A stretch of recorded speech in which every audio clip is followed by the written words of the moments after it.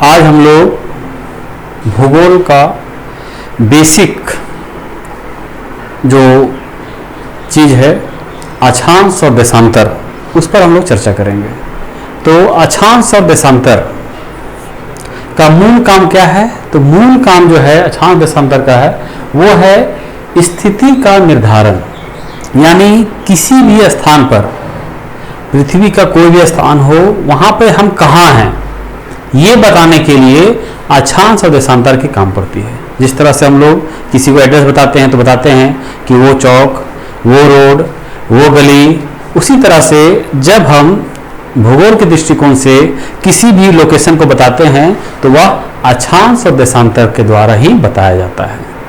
ठीक है, स्थल में हम लोग अनुमान लगा सकते हैं, लेकिन जब जल में हो, मान लो सागर में हो, तो वहाँ पे कहाँ पे हैं ये बताना काफ़ी मुश्किल हो जाएगा। इसीलिए हम लोग अक्षांश और देशांतर का मूल काम जो है वो है स्थिति का निर्धारण। तो इसी में से आज हम लोग अक्षांश के बारे में थोड़ा डिटेल से चर्चा करेंगे। तो सबसे पहले चर्चा करते हैं कि अक्षांश है क्या, जिसको कि इंग्लिश में कहा जाता है लेटीट्यूड। ये है क्या लेटीट्यूड? तो इसको हम लोग समझने का प्रयास करें। ठीक है, हमारा पृथ्वी जो कि गोल है, इस पृथ्वी को बीचों बीच, इस पृथ्वी में बीचों बीच दो बराबर भागों में बांटती है रेखा, उसका नाम है भूमध्य रेखा, क्योंकि ये भूमि के मध्य में है, इसीलिए इसका नाम भूमध्य रेखा है। इसे विषुवत रेखा भी कहा जाता है और इंग्लिश में इसे इक्वेटर कहते हैं। तो भूमध्य रेखा या विषुवत रेखा से उत्तर या दक्षिण, अब उत्तर दक्षिण क्या है?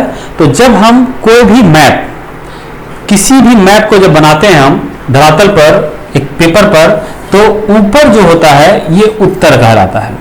ऊपर उत्तर होता है, नीचे दक्षिण, राइट साइड में पूरब और लेफ्ट यानी कि बाईं ओर पश्चिम, उत्तर दक्षिण पूरब पश्चिम। तो भूमध्य रेखा या विषुवत रेखा ये हमारा 0 डिग्री, भूमध्य रेखा या विषुवत रेखा से उत्तर या दक्षिण, ये दक्षिण हो गया, उत्तर या दक्षिण की ओर की कोणीय दूरी, यहां से जब हम कोण में नापेंगे, मान लेते हैं ये कोण बनाए हम 20 डिग्री का, तो ये जो धरातल पर 20 डिग्री है ये हमारा 20 डिग्री का अक्षांश हुआ। तो स्पष्ट समझ लें कि विषुवत रेखा या भूमध्य रेखा से उत्तर या दक्षिण, दक्षिण में भी अगर हम बनाएं, ये सर बनाते हैं, मान लेते हैं ये बनाए हम 30 डिग्री का, तो ये जो धरातल पर है ये हमारा 30 डिग्री का अक्षांश हुआ, ये 20 डिग्री का अक्षांश हुआ। तो स्पष्ट हो जाना चाहिए कि भूमध्य रेखा से उत्तर या दक्षिण की ओर की कोणीय दूरी को अक्षांश कहते हैं। अब अक्षांश रेखा या अक्षांश वृत्त, अक्षांश रेखा को अक्षांश वृत्त भी कहा जाता है, क्योंकि ये पूरा एक सर्कल होता है। अगर हम ग्लोब में देखें तो, या किसी भी प्रतिरूप में देखें, जैसे पूरा पृथ्वी तो नहीं, तो ये पृथ्वी का एक हम प्रतिरूप लेते हैं, तो ये जो लाइनिंग है ये पूरा भूमध्य रेखा है, ये भूमध्य रेखा बीचों बीच है, इसके ऊपर ये ऊपर हो गया जिसको कि उत्तरी गोलार्ध भी कहा जाता है, और भूमध्य रेखा से नीचे जो है उसको दक्षिणी गोलार्ध कहा जाता है। तो भूमध्य रेखा से ऊपर जितने भी अक्षांश होंगे सब हमारा उत्तरी अक्षांश कहलाएगा, और भूमध्य रेखा के नीचे जितने भी अक्षांश होंगे वो हमारा दक्षिणी अक्षांश कहलाएगा। ठीक है, अब आते हैं अक्षांश वृत्त या रेखा पर जो है, तो समान अक्षांश को, मान लो ये 20 डिग्री है, उसी तरह से धरातल पर यहाँ पे 20 डिग्री होगा, दोनों 20 डिग्री अक्षांश है, और इस रेखा को अगर हम मिला दें तो ये हमारा 20 डिग्री का अक्षांश रेखा बन गया, 20 डिग्री का अक्षांश रेखा बन गया। उसी तरह से 30 डिग्री है, अगर 30 डिग्री मिला दें हम तो ये हमारा 30 डिग्री का अक्षांश रेखा बन गया। लेकिन यहाँ ध्यान रखना है कि जब उत्तर बनेगा तो इसको उत्तरी अक्षांश, और जो दक्षिण में बनेगा तो इसको दक्षिणी अक्षांश कहते हैं। तो भूमध्य रेखा से ऊपर जो भी अक्षांश होगा सब उत्तरी अक्षांश, नीचे जो भी अक्षांश होगा वो दक्षिणी अक्षांश। इसको हम दूसरे रूप में समझ सकते हैं कि पूरब से पश्चिम, इधर पूरब है, इधर पश्चिम है, तो पूरब से पश्चिम की ओर खींची जाने वाली काल्पनिक रेखा को अक्षांश रेखा कहते हैं। ठीक है, पूरब से पश्चिम खींची जाने वाली काल्पनिक रेखा को अक्षांश रेखा कहते हैं। अब हम लोग कुछ डिग्री पर थोड़ा सा चर्चा करें तो कुल जो अक्षांश रेखाएं हैं उस पर हम लोग थोड़ा सा एक बार चर्चा करें।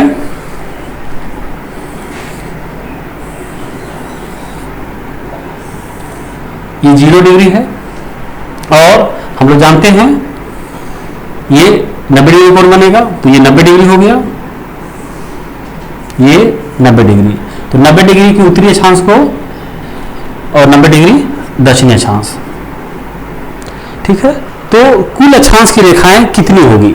तो ऊपर जो होगा अक्षांश रेखाएं ये 1 डिग्री से शुरू होगा और ये 2, 3, 4 होते होते 90 डिग्री तक जाएगा। ठीक है, तो ऊपर में जो अक्षांश रेखाएं हैं वो 1 से लेकर 90 तक, 1 डिग्री से 90 डिग्री, टोटल अक्षांश रेखाएं 90 हो गए। उसी तरह से नीचे 1 डिग्री से शुरू होगा और ये भी जाएगा 90 डिग्री तक, तो ये 1 डिग्री से 90 डिग्री टोटल हो जाएगा 90। ठीक है, और हमारा ये 0 डिग्री है जिसको कि विषुवत रेखा कहते हैं, ये भी एक अक्षांश रेखा है, तो 0 डिग्री ये कितना हो गया 1। इस हिसाब से टोटल जो अक्षांश रेखाओं की संख्या है वह है 181, यानी कुल अक्षांश रेखाएं 181 है, 181 है।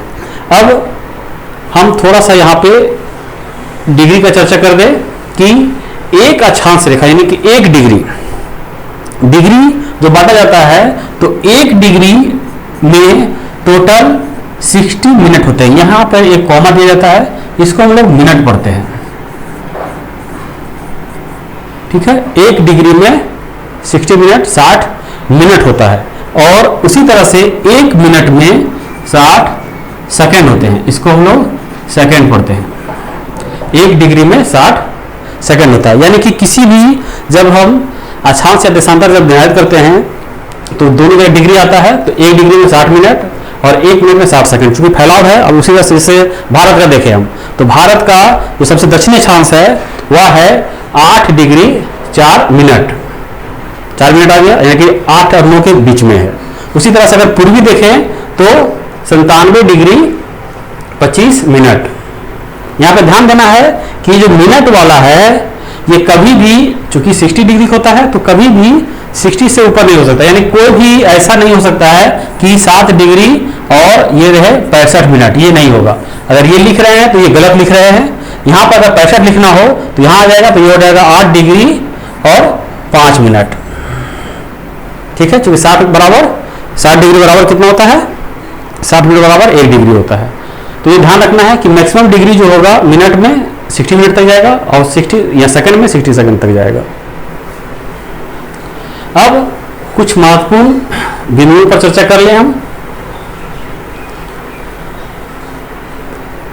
समानांतर एवं समान दूरी, यानी कि जो अक्षांश होते हैं वह क्या होते हैं, वो समानांतर होते हैं, एक दूसरे के समानांतर होते हैं। अक्षांश रेखाएं जो भी होगी वह एक दूसरे के समानांतर होगी।